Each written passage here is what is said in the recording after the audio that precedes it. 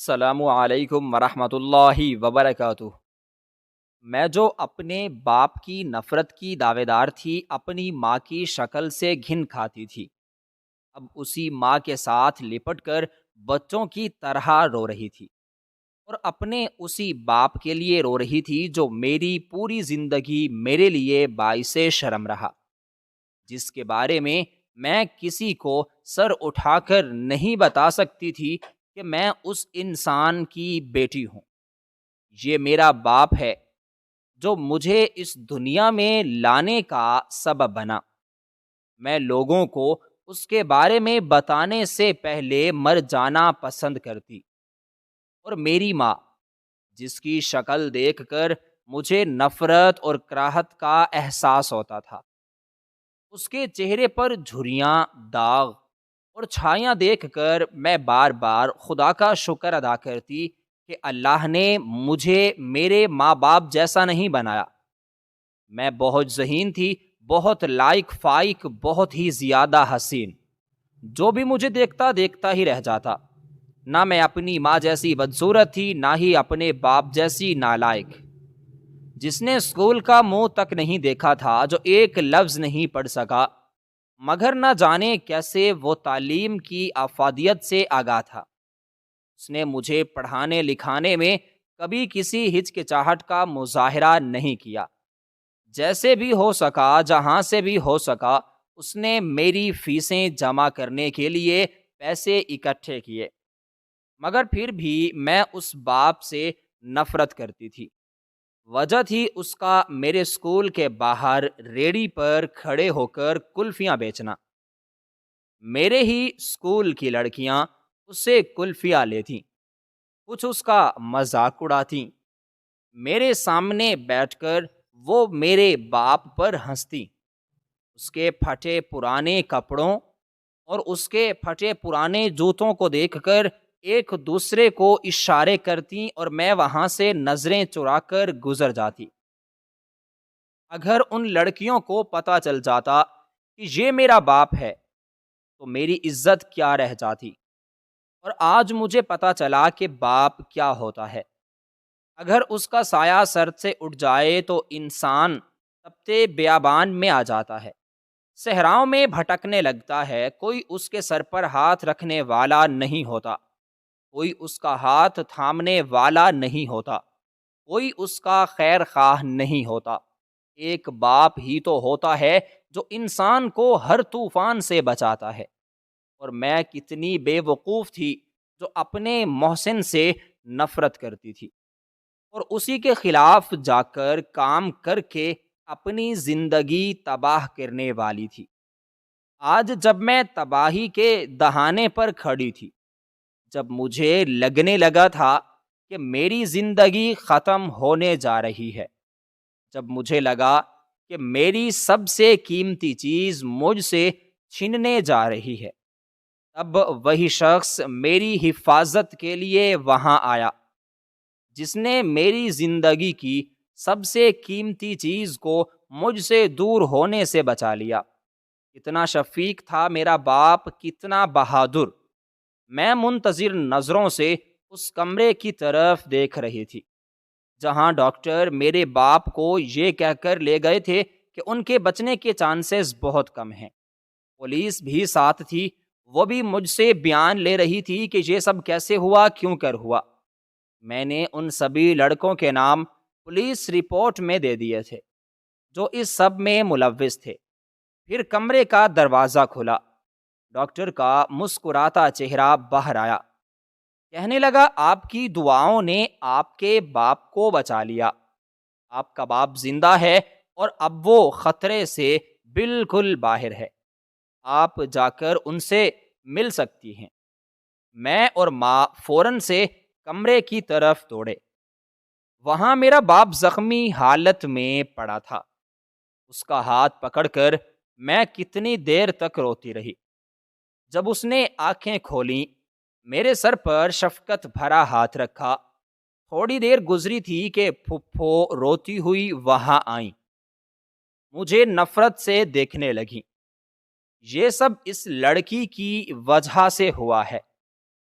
میں نے آپ کو کتنی بار کہا تھا کہ اسے خود سے دور کر دیں، مت اتنی محبت دیں، مگر آپ لوگوں نے میری بات نہیں مانی اور دیکھ لیا نتیجہ۔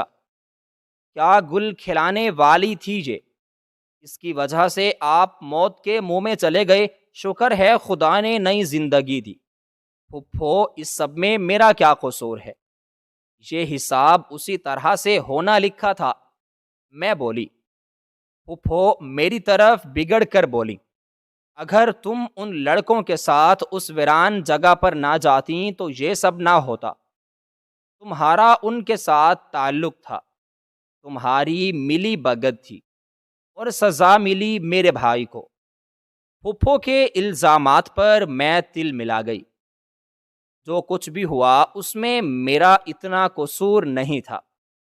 اگر مجھے ان لوگوں کی نیت کا اندازہ ہوتا تو میں کبھی ان کے ساتھ نہ جاتی، مگر میں کیا جانتی تھی کہ میرے ساتھ کیا ہونے والا ہے۔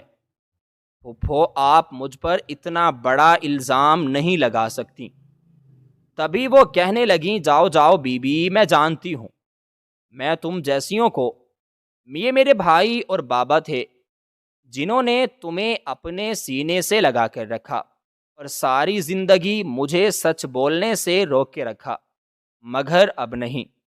یہ جو تم اتنا اکڑتی پھرتی ہو، تمہیں معلوم ہے تمہارا سچ کیا ہے، تمہاری اوقات کیا ہے، تمہاری حقیقت کیا ہے۔ امی درمیان میں آ گئیں، بس کر دو ساجدہ، بات کو یہیں ختم کرو، تم ماں جبین سے کچھ نہیں کہو گی۔ مگر اب پھپھو خاموش ہونے کے موڈ میں نہیں تھی، وہ ایک کے بعد ایک انکشاف کرنے لگی۔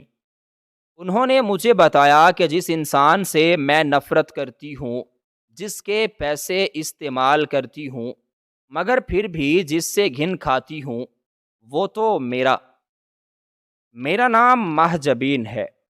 میں اپنے ماں باپ کی اکلوتی اولاد ہوں۔ میرے ماں باپ مجھ سے بہت پیار کرتے ہیں، میرے بہت لاڈ اٹھاتے، اور میں اس سب سے اُب چکی تھی۔ مجھے ان دونوں سے نفرت سی محسوس ہوتی تھی۔ بچپن میں تو میں نے اپنے اندر پلنے والی اس نفرت کے جذبے کو زیادہ محسوس نہیں کیا، مگر جب میں اسکول میں گئی اور جب ٹیچر میری ذہانت کی تعریف کرنے لگیں اور لڑکیاں میری خوبصورتی کو سراہتیں، تو میں یہ سوچنے پر مجبور ہو جاتی کہ میں اپنے ماں باپ جیسی کیوں نہیں ہوں۔ میری ماں بہت بدصورت عورت تھی، انہیں ایک نظر دیکھ کر دوبارہ نظر ڈالنے کو دل نہیں کرتا تھا، اور ابا وہ بھی دیکھنے میں عام سی شکل کے صورت کے مالک تھے۔ ان کی حالت ہر وقت فقیروں جیسی رہتی، پھٹے پرانے کپڑے، پھٹے پرانے جوتے، ان کی حالت دیکھ کر مجھے شرمندگی کا احساس ہوتا۔ وہ دونوں خود جیسے بھی تھے، مگر انہوں نے مجھے شہزادیوں کی طرح رکھا تھا، اور اماں میرے لیے نت نئے کپڑے بناتیں، خود سلائی کرتیں اور خود وہی پرانے کپڑے پہنتیں۔ اماں کا بھی یہی عالم تھا، میرے پاس پہننے کے لیے بہت سارے کپڑے اور جوتے تھے، مگر وہ لوگ خود اپنے لیے کوئی چیز نہیں بناتے تھے، اور یہی چیز مجھے ان سے مزید دور کرتی تھی۔ ان لوگوں کو زندگی گزارنے کا بالکل بھی ڈھنگ نہیں آتا تھا، انہیں نہیں پتا تھا کہ اچھا لباس انسان کی شخصیت پر کیسا اثر ڈالتا ہے۔ بوری سے بری شکل کی عورتیں بھی اچھا پہن کر اوڑھ کر اچھی لگنے لگتی ہیں۔ جب میں میٹرک میں آئی تو اپنے ماں باپ سے پوری طرح سے بدزن ہو گئی تھی۔ اس کی وجہ یہ تھی کہ میں نے 8ویں اور 9ویں کلاس میں پورے بورڈ میں ٹاپ کیا تھا، میری پوزیشن آئی تھی، مجھے گورنمنٹ کی طرف سے اسکالرشپ ملا تھا، میری تعلیم مفت تھی، اور اس کی وجہ تھی میری ذہانت اور محنت۔ میں رات گئے تک پڑھتی رہتی تھی، مجھے گھر کے کاموں کی کوئی ذمہ داری نہیں تھی، اماں سارے کام کاج خود کرتی تھیں۔ ساتھ لوگوں کے گھروں میں بھی کام کرتی تھیں، اور ابا وہ بھی سارا دن کلفیوں کی ریڑھی لگا کر باہر نکل جاتے، اور عین چھٹی کے وقت میرے اسکول کے سامنے آ کر کھڑے ہو جاتے۔ ساری لڑکیاں ابا سے کلفیاں لیا کرتی تھیں، مگر میں کبھی بھی ابا سے کلفی لینے کے لیے نہیں گئی تھی، گو کہ مجھے بھی اپنے ابا کے ہاتھ کی بنی ہوئی کلفیاں بچپن سے ہی بہت پسند تھیں۔ مگر میں جانتی تھی کہ اگر سہیلیوں کے سامنے ان کے پاس گئی تو ابا مجھ سے پیسے نہیں لیں گے، اور یہ بات سب لڑکیاں پوچھیں گی تو تب میں انہیں کیا جواب دوں گی کہ یہ آدمی کون ہے، اس کے ساتھ میرا کیا تعلق ہے۔ میں شرم سے مر جانا پسند کرتی، مگر ابا کو کبھی اپنی سہیلیوں سے متعارف نہ کرواتی۔ دن یوں ہی بیتتے جا رہے تھے، مگر میرے ماں باپ سے نفرت اور جڑ پکڑتی جا رہی تھی۔ ایسے میں ایک پھوپھی ہی جو میرے ساتھ دو بدو مقابلے پر اتر آتی۔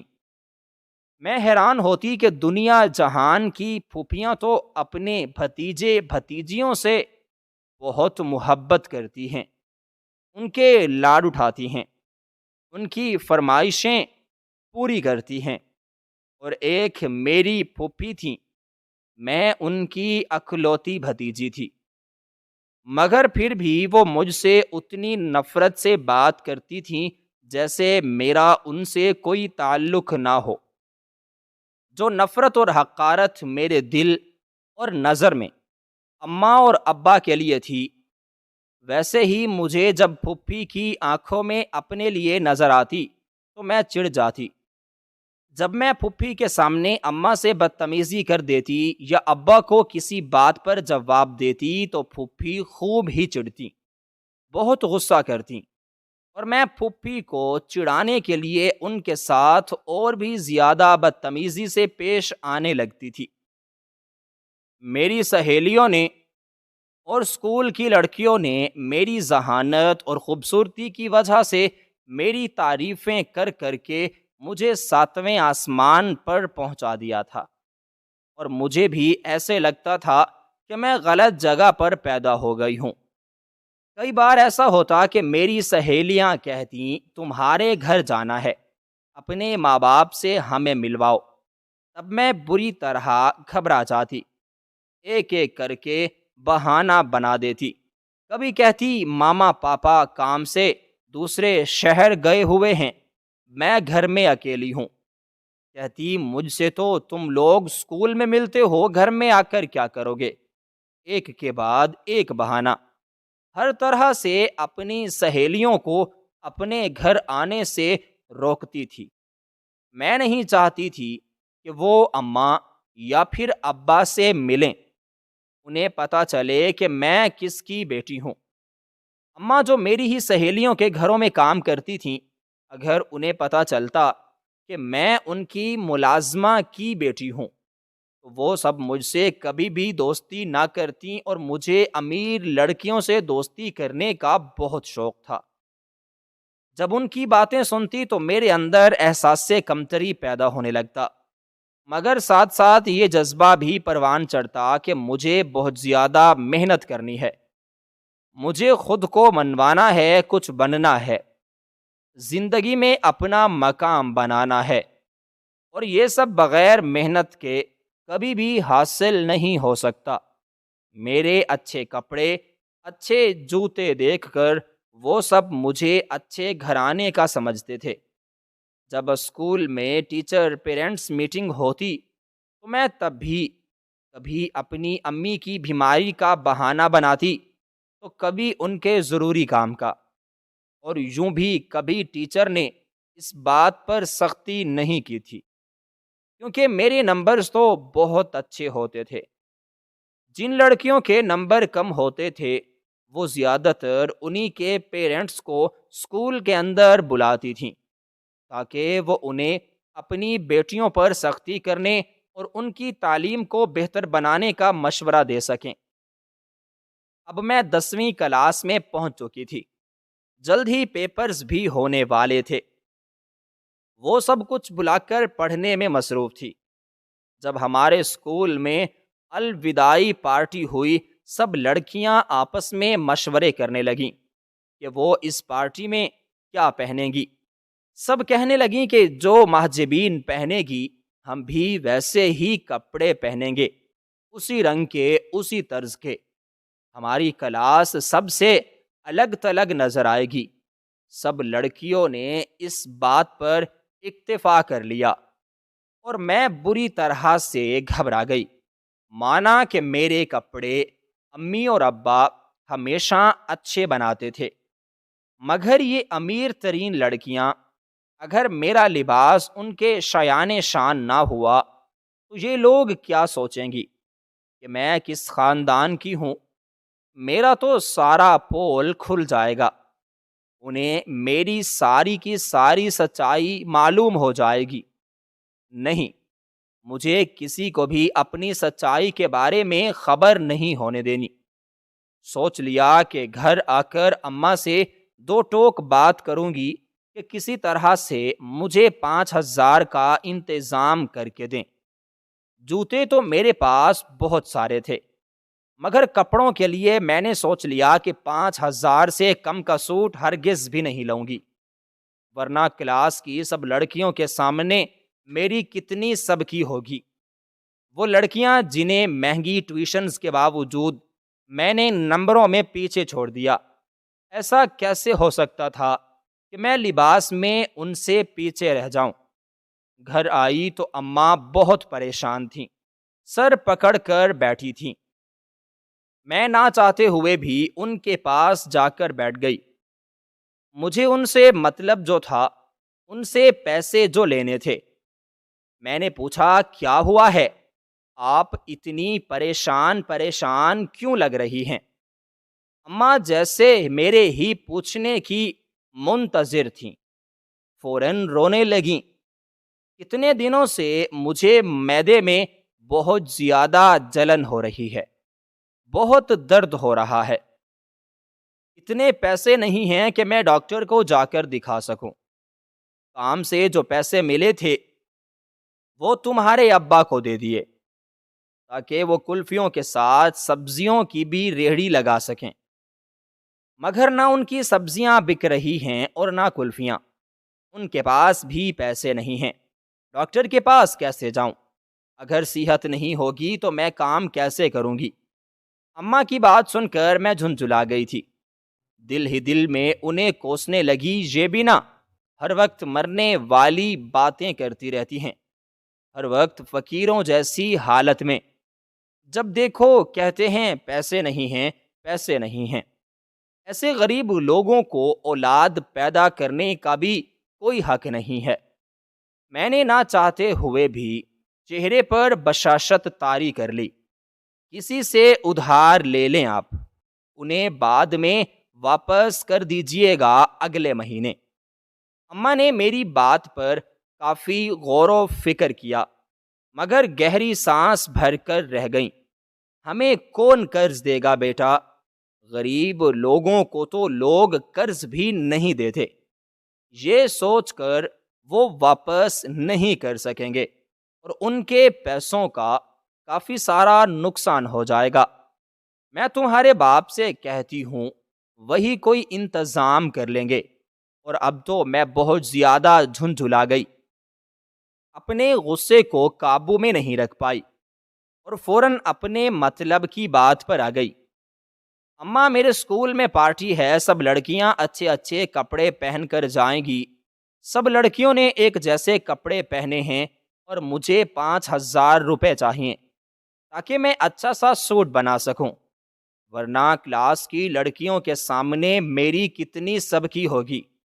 وہ میرے بارے میں کیا سوچیں گی کہ میں ایک ڈھنگ کا جوڑا بھی نہیں بنا سکتی۔ اماں بس آنکھوں سے مجھے دیکھتی رہیں۔ بیٹا، گھر کے حالات دیکھو، سب کچھ تمہارے سامنے ہی تو ہے۔ ہم نے تمہیں اچھا پہنایا، اچھا کھلایا، خود ہم لوگ بھوکے رہے، مگر تمہیں کبھی بھوکا نہیں سلایا۔ اب میں بری طرح سے چڑ گئی تھی۔ میں نے آپ لوگوں سے نہیں کہا تھا کہ مجھے پیدا کریں اور مجھے کھلا کر خود بھوکے رہیں۔ آپ لوگ اگر پڑھے لکھے ہوتے، کوئی اچھا ہنر سیکھا ہوتا تو اچھا کام کر رہے ہوتے۔ مجھے تو آپ لوگوں کو دیکھ دیکھ کر شرمندگی ہوتی ہے کہ میں کیسے باہر جا کر سب کو بتاؤں کہ آپ میرے ماں باپ ہیں۔ آپ لوگوں کے ساتھ میرا خونی رشتہ ہے۔ آپ کو دیکھ کر مجھے شرم آتی ہے اور مجھے نہیں پتا، جیسے بھی ہے مجھے پیسے لا کر دیں تاکہ میں اچھا سا جوڑا لے سکوں۔ اماں سے دو ٹوک بات کر کے میں اپنے کمرے میں آ گئی۔ باہر نکلی تو ابا باہر کھڑے تھے، شاید ہماری ہی باتوں کو سن رہے تھے۔ ان کے ہاتھ میں دواؤں والا شاپر تھا جو شاید وہ اماں کے لیے لے کر آئے تھے۔ انہوں نے ایک گہری نظر مجھ پر ڈالی۔ ان آنکھوں میں شکوہ تھا، دکھ تھا، اور آنکھوں میں ان کے آنسو بھی تھے۔ ایک پل کو تو میں ٹھٹکی، مگر پھر انہیں نظر انداز کر کے اپنے کمرے میں آ کر بیٹھ گئی۔ شام کو پھر سے پھوپھی جان گھر پر واپس آ گئی تھیں۔ مجھے دیکھ کر کہنے لگیں، یہ لوٹا کی لوٹا ہو گئی ہے، ابھی تک اسے کوئی کام کرنا نہیں آیا۔ میری بات مانو نبیلہ، اس سے گھر کے کام کروایا کرو۔ تم نے نہ جانے کیوں اسے کسی ریاست کا شہزادی کی طرح رکھا ہوا ہے۔ نہ کوئی کام کرواتی ہے اور نہ ہی اسے کوئی عقل سکھاتی ہو۔ خالی خالی کتابیں چاٹنے سے زندگی نہیں گزرتی، اس لیے کوئی عقل سکھاؤ۔ کل کو ایسے ہی کسی گھرانے میں بیاہ کر جائے گی جہاں پر ڈھیروں ڈھیر کام کرنے ہوں گے۔ اگر اسے کام کرنے کا تجربہ اور مہارت نہیں ہوگی تو کیا کرے گی یہ تو پورا پورا دن صبح کے برتن لے کر بیٹھی رہے گی اور سر پہ دوپٹہ باندھ کر ہائے ہائے کیا کرے گی۔ میں بتا رہی ہوں تمہیں، اگر اس کا یہی کرتوت رہا نہ تو اگلوں نے بھی چند دن کے بعد ہی اسے طلاق دے کر رخصت کر دینا ہے، اور پھر سے یہ سینے پر مونگ ڈالنے کے لیے تم لوگوں کے پاس آ جائے گی۔ ابا گھبراتے ہوئے مجھے ہی دیکھ رہے تھے۔ ارے بہن، سارا کام اسی رہ گیا ہے۔ میری طبیعت خراب تھی، آج اس نے مجھے بہت آرام دیا ہے۔ پھپھو طنزیہ انداز میں ہنس پڑیں، جیسے میں جانتی نہیں ہوں کہ یہ کتنے کام کرتی ہے۔ تمہیں بخار ہے پھر بھی تم لوگوں کے گھروں میں کام کر کے اپنے گھر کا کام بھی کرتی ہو۔ آج تو تمہاری طبیعت بہت خراب ہے۔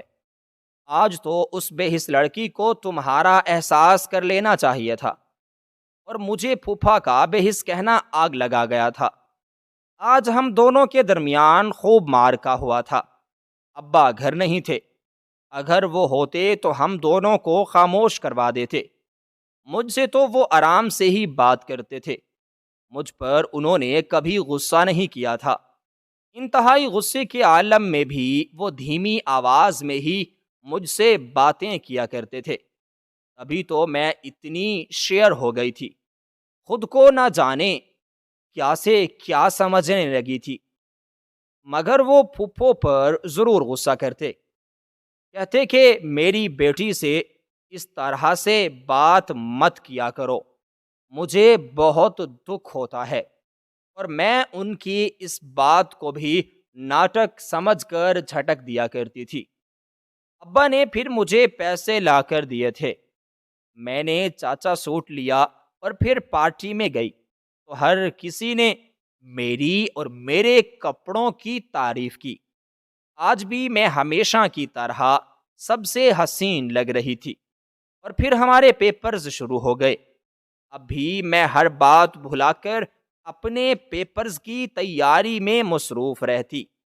اماں کی طبیعت بہت زیادہ خراب تھی۔ اب انہیں معدے میں بہت زیادہ درد رہنے لگا تھا۔ انہیں معدے کا السر تھا، اس لیے جو کچھ بھی کھاتی تو انہیں معدے میں جلن ہونے لگتی۔ ان کی تکلیف کی شدت بڑھ جاتی، مگر اس عالم میں بھی میں نے کبھی ان کا ہاتھ نہیں بھٹایا تھا۔ ابھی بھی وہ لوگوں کے گھروں میں جا کر کام کرتی ہیں اور پھر اپنے گھر کا کام بھی سمیٹتی ہیں۔ ابا نے بہت کہا کہ تم کام کاج کرنا چھوڑ دو، میں محنت کر رہا ہوں، تم لوگوں کی ضروریات زندگی کو پورا کرنے کی کوشش کروں گا۔ میں نہیں چاہتا کہ اتنی تکلیف میں بھی تم اتنی مشقت اٹھاؤ۔ مجھے شرمندگی ہوتی ہے اور انہیں پیار سے دیکھتے ہوئے کہتی تھیں، آپ نے میرا احساس کر لیا، یہ بات کہہ دی میرے لیے اتنا ہی کافی ہے۔ مجھے کام کاج کرنے میں کوئی مسئلہ نہیں ہے، آپ میری وجہ سے پریشان نہ ہوں، میں آپ سے خفا نہیں ہوں۔ جتنا خوش آپ نے مجھے رکھا ہے، جتنی آپ نے مجھے عزت دی ہے، میرا احساس کیا ہے، آپ کی جگہ پہ کوئی اور ہوتا تو کبھی نہ کرتا، اور میں نخوت سے ہنکارا بھر کے رہ جاتی۔ کیا دیا ہے ابا نے سوائے غربت کے اور پریشانیوں کے؟ اماں بھی نہ جانے اس بات پر شکر ادا کرتی رہتی ہیں۔ حسب معمول میرے پیپرز بہت اچھے ہوئے تھے اور مجھے پورا یقین تھا کہ اس بار بھی میں بورڈ میں ٹاپ کروں گی۔ چھٹیوں میں میں نے فیصلہ کر لیا کہ میں کمپیوٹر کورس کروں گی۔ میرے گھر سے اکیڈمی تھوڑا سا دور تھی۔ اماں سے ذکر کیا تو کہنے لگیں، یہ تو بہت زیادہ فیس ہے، ہم اتنی فیس کیسے دے سکتے ہیں؟ ابا نے سنا تو کہنے لگے، کوئی بات نہیں، میں کل تمہیں فیس لا کر دے دوں گا، جو تمہارا دل چاہتا ہے تم کرو۔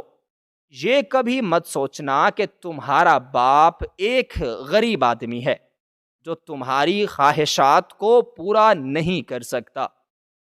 مگر جب پھپھو کو پتا چلا تو ہمیشہ کی طرح انہوں نے ہنگامہ کھڑا کر دیا، ارے اگر سیکھنا ہی ہے تو سلائی سیکھو، جو کام بھی آئے گی، گھر بیٹھ کر پیسے کمانا، اپنے ماں باپ کا ہاتھ بھٹانا اور کل کو شوہر کا ہاتھ بھٹانا۔ مگر پھپھو کی بات پر مجھے آگ لگ گئی، میں جواب دیے بغیر اپنے کمرے میں چلی گئی۔ پھپھو جتنی دیر بھی وہاں پر بیٹھی رہیں مجھے ہی سلواتیں سناتی رہیں اور اماں انہیں مسلسل چپ کروانے میں لگی رہیں۔ مجھے اماں پر بہت غصہ آتا تھا، یوں تو وہ مجھ سے بہت محبت جتاتی تھیں، مگر جب پھپھو مجھے برا بھلا کہتی ہیں تو وہ کبھی بھی انہیں یہ نہیں کہہ سکیں کہ میری بیٹی کے بارے میں ایسی بات مت کرو۔ اگر ان کی جگہ پر کوئی اور ماں ہوتی جو سچ میں مجھ سے محبت کرتی تو وہ ایسی عورت کو بازو سے پکڑ کر گھر سے باہر نکال دیتی جو اس گھر کی بیٹی کے گھر آ کر اتنی بے عزتی کرے۔ یہ بھی وجہ تھی کہ میں اپنی ماں باپ سے دلی طور پر دور ہو رہی تھی۔ ابا نے پھر مجھے پیسے لا دیے، تب میں نے کمپیوٹر کورس شروع کر دیا، اور تب مجھے اندازہ ہوا کہ مجھے پریکٹس کے لیے بھی کمپیوٹر چاہیے، اور میرے گھر میں کمپیوٹر کیسے آ سکتا تھا؟ مجھے اس کے لیے تو بہت سارے پیسے چاہیے تھے۔ میرے کمپیوٹر والے سر کہتے، آپ بہت ذہین ہیں، بہت لائق ہیں، آپ کو گھر میں بھی پریکٹس کرنی چاہیے، اب آپ اچھے سے سارے کام سیکھ جائیں گی۔ سر بہت اچھے تھے، بہت اچھے سے ہر بات کو سمجھاتے تھے، مگر میں نے محسوس کیا کہ وہاں پر سیکھنے والی لڑکیاں سر کو اچھی نظر سے نہیں دیکھتی، وہ انہیں پسند نہیں کرتی، وہ ان کے بارے میں عجیب عجیب باتیں کرتی، اور میں حیران ہوتی کہ کوئی اپنے استاد کے بارے میں اس طرح کی باتیں کیسے کر سکتا ہے، استاد کے بارے میں ایسے کیسے سوچ سکتا ہے۔ ایک دن سر رمیز مجھے کہنے لگے کہ آپ کے پاس اگر کمپیوٹر نہیں ہے تو مجھے بتائیں، میں آپ کی اس میں ہیلپ کر سکتا ہوں۔ میں نے جھجکتے ہوئے سر کو بتایا کہ گھر کے حالات ٹھیک نہیں ہیں، مجھے سیکھنے اور کام کرنے کا بہت شوق ہے۔ سر نے مجھے یہ بھی کہا تھا کہ اگر میرے پاس کمپیوٹر ہوا تو وہ مجھے بہت سارا کام دیں گے جس سے میں گھر پر بیٹھ کر بھی کما سکتی ہوں اور اپنی خواہشات کو پورا بھی کر سکتی ہوں۔ اب تو میں یہ سن کر ہی خوشی سے دیوانی ہو گئی تھی۔ گھر بیٹھ کر پیسے کمانے کا خواب ایسا تھا کہ میں یہ سن کر ہی مچل اٹھی۔ میں نے سر سے کہا کہ وہ میرے کمپیوٹر لینے میں ضرور مدد کریں، مگر میرے پاس پیسے نہیں ہیں۔ سر کہنے لگے کہ ایک NGO ایسی ہے جو غریب طالب علموں کی مدد کرتی ہے، وہ ان کی تعلیم میں ہر ممکن حد تک مالی مدد فراہم کرتے ہیں۔ تم ایک ذہین لڑکی ہو اور اگر میں تمہیں اس NGO سے ملواؤں تو وہ تمہیں بھی اتنے پیسے دے دیں گے کہ تم اپنا لیپ ٹاپ خرید سکو اور اچھا سا سیٹ اپ بنا سکو۔ میں تو خوشی سے پاگل ہو گئی۔ سر، آپ مجھے اس NGO کا پتہ دیں، میں وہاں پر جانا چاہتی ہوں۔ سر کہنے لگے کہ وہاں پر میرے جاننے والے دوست ہیں، اگر تم میرے ریفرنس سے میرے ساتھ وہاں جاؤ گی تب بات اور بنے گی۔ میں نے سر سے کہہ دیا کہ ٹھیک ہے، میں کل آپ کے ساتھ جاؤں گی۔ میں نے سوچ لیا تھا کہ گھر سے جلدی آ جاؤں گی، امی کو کیا پتا کہ میری کلاس کتنے بجے شروع ہوتی ہے۔ وہ تو صبح ہوتے ہی کام پر نکل جاتی ہیں اور میں اکیڈمی میں آ جاتی، مگر ابا ضرور میرے آنے جانے کا دھیان رکھتے تھے۔ آج کل وہ گلی میں ہی سبزی اور کلفیاں بیچنے کا کام کرتے تھے، کیونکہ اسکولوں سے چھٹیاں تھیں، اسکول بند تھے، تو گھروں میں رہنے کی وجہ سے بچے گلی میں ہی ابا سے کلفیاں اور عورتیں سبزیاں خریدا کرتی تھیں۔ میں جب بھی ابا کے پاس سے گزرتی تو مجھے ایک شدید ناگواری کا احساس ہوتا تھا اور میں اپنا سر جھٹک کر رہ جاتی، سوچتی کہ جلد ہی اپنے گھر کے حالات بھی بدل لوں گی، یا تو ان لوگوں کو اپنی مرضی کے مطابق ڈھال لوں گی یا پھر ان لوگوں کو چھوڑ کر دور چلی جاؤں گی۔ سر رمیش سے میں نے کہہ دیا تھا کہ صبح میں جلدی آؤں گی تو آپ مجھے اپنے ساتھ NGO میں لے جائیے گا۔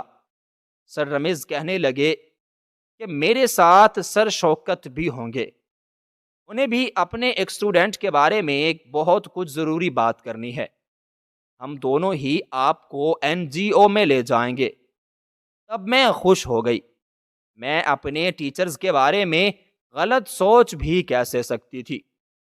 مجھے خوشی تھی کہ دنیا میں اچھے لوگ بھی موجود ہیں جو اپنے طالب علموں کا خیال رکھتے ہیں، اور ذہین طالب علموں کو تو استاد ویسے بھی زیادہ اہمیت دیتے تھے، اور میں جہاں بھی گئی تھی مجھے زیادہ اہمیت ملی تھی۔ مجھے اس چیز کا اچھے سے احساس تھا۔ اس دن میں صبح جلدی نکلی تو ابا مجھے دیکھ کر جیسے چونک گئے۔ آج تم جلدی جا رہی ہو، مہاجرہ خیر ہے؟ میں نے بس سے یہ بہانہ کیا کہ مجھے ضروری کام ہے، آج ٹیسٹ ہے اس لیے جلدی جا رہی ہوں۔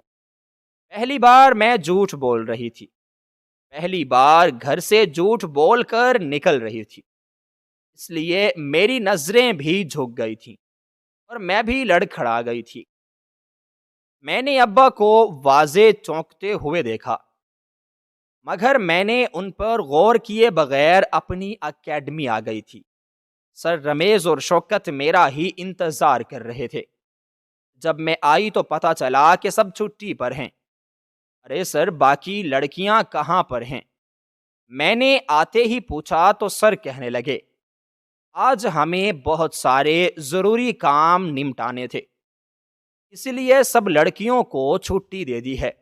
اب آؤ ہم NGO والوں کے پاس چلتے ہیں اور آپ کی ان سے بات کرواتے ہیں۔ جب میں ان کے ساتھ ان کی گاڑی میں بیٹھی تو مجھے بہت ہی عجیب سا احساس ہو رہا تھا۔ ایسے لگ رہا تھا جیسے میں غیر محفوظ ہو گئی ہوں۔ مجھے لگا کہ شاید مجھے لوگوں کے ساتھ نہیں جانا چاہیے۔ میں نے اپنے بے تحاشا دھڑکتے ہوئے دل کو یہ کہہ کر سنبھالا کہ یہ لوگ غیر نہیں ہیں، میرے استاد ہیں، روحانی باپ ہیں، باپ کی جگہ ہیں۔ یہ لوگ میرے ساتھ غلط نہیں کر سکتے۔ مجھے یقین تھا کہ یہ لوگ مجھے صحیح جگہ پر ہی لے کر جا رہے ہوں گے، میرے فائدے کی ہی بات کرنے والے ہوں گے۔ وہ لوگ مجھے ایک جنگل میں لے گئے، کہنے لگے کہ گاڑی سے نیچے اترو۔ میں تو حیران ہی رہ گئی، میرے چہرے پر چھائی حیرت دیکھ کر سر کہنے لگے، گاڑی خراب ہو گئی ہے، ہمیں گاڑی کو چیک کرنا ہوگا، آپ نیچے اتریں۔ میں نیچے اتری مگر تب مجھ پر قیامت ٹوٹ پڑی۔ ان دونوں کی نیت خراب تھی، وہ دونوں جھوٹ بول کر مجھے یہاں لے کر آئے تھے۔ وہ لوگ مجھے ایک طرف کھینچ کر لے جانے لگے۔ میں بری طرح چلانے لگی، اپنے بچاؤ کی کوشش کرنے لگی، مگر ان دونوں کی گرفت مجھ پر مضبوط تھی۔ اس سے پہلے کہ وہ لوگ مجھے جنگل کے بیچوں بیچ لے کر جاتے اور میرے ساتھ کچھ غلط کرتے، تب وہاں ایک شیر جیسی للکار سنائی دی، رک جاؤ، تم لوگ کہاں لے کر جا رہے ہو میری بیٹی کو؟ اس آواز پر وہ دونوں ٹھٹک گئے، اور جب میں نے بھی پیچھے مڑ کر دیکھا تو وہاں پر میرا باپ کھڑا تھا، جو نفرت سے اور غصے سے ان دونوں کو دیکھ رہا تھا۔ پہلی بار مجھے اپنے باپ کسی صاحب اختیار شخص کی طرح لگا۔ ایسا لگا جیسے میں دھوپ سے چھاؤں میں آ گئی ہوں۔ میری زندگی برباد ہونے جا رہی تھی، مگر میرے باپ نے میری زندگی کو برباد ہونے سے بچا لیا۔ میں اپنے باپ کے پیچھے آ کر جھک گئی۔ ابا کے ہاتھ میں ایک موٹا سا ڈنڈا تھا، اور وہ جس رکشے میں بیٹھ کر آئے تھے وہ رکشے والا بھی ابا کا دوست تھا۔ اب وہ دونوں ان لوگوں پر پل پڑے تھے، انہیں مارنے لگے۔ سر رمیز کے پاس پستول تھا، اس نے پستول نکالا اور میرے ابا پر فائر کر دیا۔ گولی ان کے دل کے مقام کو چھوتے ہوئے گزر گئی تھی۔ وہ دونوں تو وہاں سے بھاگ گئے۔ میں اور رکشے والے چاچا ابا کو لے کر ہسپتال کی طرف آئے۔ میں بے یقینی کا شکار تھی کہ یہ سب کیا ہو گیا تھا۔ میں نے تو کبھی خواب میں بھی نہیں سوچا تھا کہ مجھے ایسی صورتحال کا سامنا بھی کرنا پڑ سکتا ہے۔ مجھے تو خود پر بہت غرور تھا، بہت پورے اعتماد تھی، اور آج میرا سارا غرور خاک میں مل جاتا، میرا اعتماد ٹوٹ جاتا، اور اگر باپ وہاں نہ آتا اور آپ پھپھو نے مجھ پر جو انکشافات کیے انہیں سن کر مجھ پر قیامت ٹوٹ پڑی۔ تم اس انسان سے نفرت کرتی ہو جس نے تمہیں نئی زندگی دی، اس ماں سے گھن کھاتی ہو جس نے تمہیں اپنی آغوش میں پناہ دی، ورنہ تم اسی رات کی تاریکی میں کسی جانور کا نوالہ بن چکی ہوتی۔ یہ تو ان لوگوں کی غلطی تھی جنہوں نے کسی کے گناہ کو، کسی کے گند کو گھر میں پناہ دی، اسے اولاد بنا کر پالا، اور لڑکی بھی وہ جو انہیں خاطر میں نہیں لاتی، جو ان کی عزت نہیں کرتی، جو بات بات پر انہیں ان کی کمائی، بدصورتی، ان کی جہالت کا ان کو تانا دیتی ہے۔ اگر یہ لوگ اس دنیا میں نہ ہوتے تو آج تم اس مقام پر کبھی نہ پہنچتی۔ احسان مانو میرے بھائی کا، جس نے تمہیں نام دیا، جس نے تمہیں مقام دیا، جس نے کبھی تمہیں اس بات پر تانا نہ دیا کہ تم کسی کی ناجائز اولاد ہو، جس نے تمہیں سڑک پر رات کے اندھیرے میں چھوڑا تھا، اور یہ لوگ تمہیں اٹھا کر گھر لے آئے۔ پھپھو یہ سب کہہ کر وہاں سے چلی گئی تھی، مگر میں بے یقینی سے اس دروازے کو دیکھتی رہی جہاں سے وہ نکلی تھیں۔ میں نے ہراساں نظروں سے اپنے ماں اور باپ کو دیکھا۔ وہ نظریں چرا رہے تھے۔ ماں کی آنکھوں میں آنسو تھے۔ وہ کہنے لگیں، میں نے ساجدہ کو بہت منع کیا تھا کہ وہ تمہیں یہ سب نہ بتائے، مگر آج وہ پھٹ پڑی۔ آج اس نے تمہیں سچ بتا ہی دیا۔ اس نے اپنے بھائی سے کیا وعدہ توڑ دیا۔ میرا باپ کہنے لگا، میں اپنی بہن سے اب کبھی بات نہیں کروں گا، اس سے کبھی کلام نہیں کروں گا، نہ رشتہ رکھوں گا۔ اس نے میری بیٹی کو تکلیف دی، میری بیٹی کی آنکھوں میں آنسو لائے، اور ان کا یہ کہنا ہی تھا کہ میں پھوٹ پھوٹ کر رونے لگی۔ اب میں دھاڑیں مار رہی تھی، کبھی اپنے سر کے بال نوچتی تو کبھی منہ پر تھپڑ مارنے لگتی۔ میں نے کیا کیا تھا، کیا سمجھا تھا خود کو، اور میرے ساتھ کیا ہوا تھا؟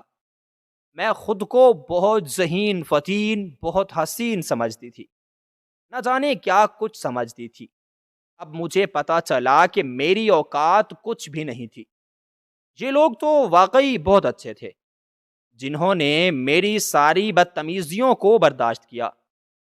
اگر کبھی مجھے تانا دے دیتے، مجھے میری اوقات یاد دلا دیتے، تو میری اپنی نظر میں کیا حیثیت رہ جاتی؟ کون تھی میں؟ کیا اوقات تھی؟ کسی کے گناہ کا شاخسانہ تھی۔ میں اپنے ماں باپ کے لیے ایسا بوجھ تھی جسے انہوں نے سر سے اتار کر پھینک دیا تھا۔ اس وقت اگر یہ مہمان آدمی نہ ہوتا تو شاید میں آج زندہ نہ ہوتی۔ میں گھر آ گئی تھی، اور یہی درد و دیوار، یہی کچا گھر جس سے میں نفرت کرتی تھی، مجھے اب صاحب اختیار نظر آنے لگا۔ یہی چھت تو تھی جس نے مجھے سرد و گرم ہوا سے بچا کر رکھا ہوا تھا، جس نے مجھے اپنی پناہ دی تھی۔ اگر آج یہ گھر نہ ہوتا تو میں کہاں جاتی؟ کچھ دن کے بعد ابا اور اماں گھر آ گئے تھے۔ اماں تو اسی دن آئی تھیں، گھر آ کر کھانا بنایا، اپنے ہاتھوں سے مجھے کھلایا، اور میں روتے ہوئے ان کے ہاتھ سے نوالے لے کر کھا رہی تھی۔ اماں کہنے لگیں، میں تمہارے لیے یہاں آئی ہوں۔ مجھے پتا تھا کہ تم بھوکی ہوگی، رو رہی ہوگی، تکلیف میں ہوگی۔ یہ حقیقت ہی ایسی ہولناک ہے جس نے تمہاری بھوک اور سکون چھین لیا ہوگا۔ اسی لیے میں یہاں آ گئی تاکہ تمہیں تنہائی کا احساس نہ ہو۔ اور میں نے پھر اس عورت کو اپنے گلے سے لگا لیا۔ بہت روئی۔ آپ نے ان سب کو کیسے برداشت کیا؟ کیسے میری غلطیوں کو نظر انداز کرتی رہیں؟ کیا آپ کو غصہ نہیں آتا تھا؟ کیا آپ نے کبھی نہیں سوچا تھا کہ مجھے میری اوقات بتا دیں؟ کہنے لگیں، تمہیں بیٹی بنا کر لائے تھے۔ اگر اولاد برا رویہ رکھے تو ماں باپ دل بڑا کرتے ہیں۔ وہ کبھی بھی اپنی اولاد کے ساتھ برا نہیں کرتے، نہ ان کے بارے میں برا سوچتے ہیں۔ ہم تو تمہارے لیے جان بھی دے سکتے ہیں، تم کچھ بھی کر لو، ہمیں تم پر کبھی غصہ نہیں آئے گا، کبھی تم سے نفرت نہیں ہوگی۔ تھوڑی مدت بعد ابا بھی گھر آ گئے تھے، مگر اب وہ زیادہ کام کاج نہیں کر سکتے تھے۔ گھر بیٹھ کر ہی وہ سبزی بیچتے تھے۔ اب انہوں نے گھر کے ایک کمرے کو ہی چھوٹی سی دکان کی شکل دے دی تھی۔ ایک طرف سبزیاں رکھی ہوئی تھیں تو دوسری طرف کلفیاں۔ اماں ہی اس دکان کو دیکھتی اور اماں اپنے کمرے میں ہوتی۔ اس دن میں ابا کے پاس گئی، ان کے سامنے ہاتھ جوڑ دیے اور رو رو کر معافی مانگنے لگی، تو انہوں نے مجھے اپنے سینے سے لگا لیا۔ کہنے لگے، اس طرح سے مت رو، مجھے تمہیں روتا ہوا دیکھ کر اچھا نہیں لگ رہا۔ میں نے ابا سے پوچھا، اس دن آپ کو کیسے لگا تھا کہ یہ سب کچھ، کہ میں مشکل وقت میں ہوں، مجھے آپ کی مدد کی سخت ضرورت ہے؟ ابا کہنے لگے، بیٹا تم غصے والی ہو، زبان کی جیسی بھی ہو، مگر تم میں ایک خوبی ہے کہ تم کوئی بات اپنے دل میں چھپا نہیں سکتی، دل کی بات زبان پر لے ہی آتی ہو، اور تم کبھی جھوٹ نہیں بول سکتی۔ اس لیے مجھے تم پر پورا پورا وشواس تھا کہ تم کبھی بھی کوئی غلط کام نہیں کرو گی، کیونکہ تم کر ہی نہیں سکتی۔ میری تربیت میری غلط نہیں ہو سکتی۔ اس دن جب تم نے کہا کہ تم آج جلدی اس لیے جا رہی ہو کہ تمہارا ٹیسٹ ہے، تب تم نظریں چرا رہی تھی، تمہارا لہجہ لرز رہا تھا۔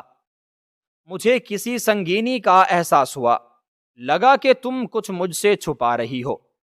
ایسا نہیں ہے کہ مجھے تم پر شک تھا یا میں تمہیں غلط سمجھ رہا تھا، بس یہ تھا کہ تم کسی مصیبت میں ہو اور مجھے اندازہ تھا۔ تم اپنی مشکل کا ذکر نہیں کرو گی، اس لیے میں اپنے دوست کو لے کر تمہارے پیچھے چل پڑا تاکہ دیکھوں کہ تم کہاں جا رہی ہو۔ مجھے لگا شاید تمہاری اکیڈمی میں کوئی مسئلہ ہے۔ میں اکیڈمی کے اندر جا کر تمہارے استاد سے بات کرنے کا فیصلہ کر چکا تھا۔